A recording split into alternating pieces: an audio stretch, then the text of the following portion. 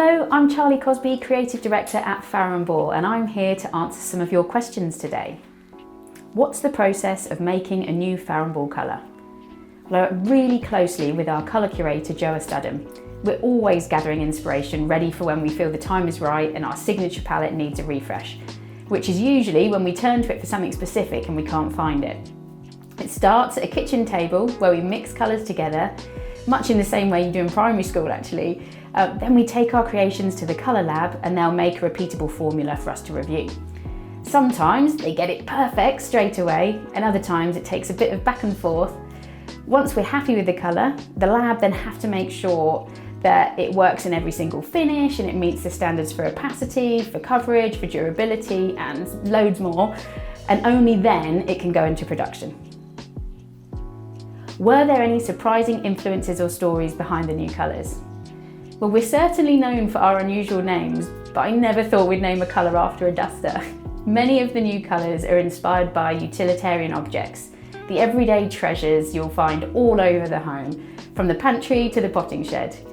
Thinking about it, sizing is quite surprising too, but the colour is so crisp and clean, it really does remind me of freshly laundered linen.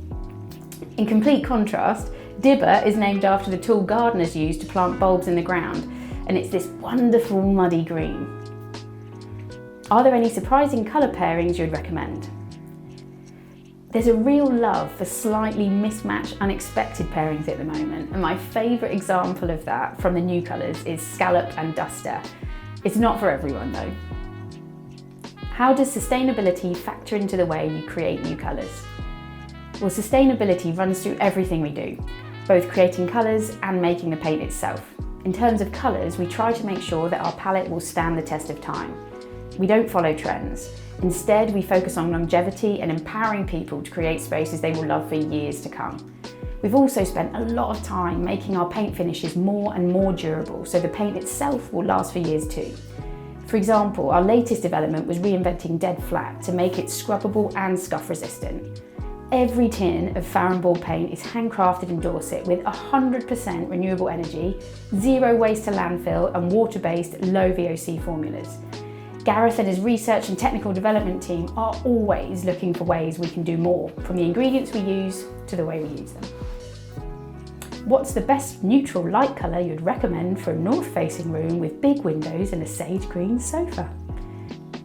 Slipper satin would work really well in those conditions due to the very, very slight green undertone, which would complement your sofa and the north-facing light.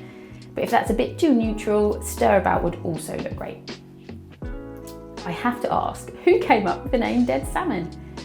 Dead Salmon was actually before my time, but I know the story well. You might be surprised, but it's nothing to do with an unlucky fish. The word dead actually describes the very flat matte finish of a salmon colour in Kedleston Hall, which is what inspired our interpretation. We uncovered a decorator's invoice where he'd quickly noted down the finish and the colour, simply writing Dead Salmon. So in a way, the decorator named it by accident.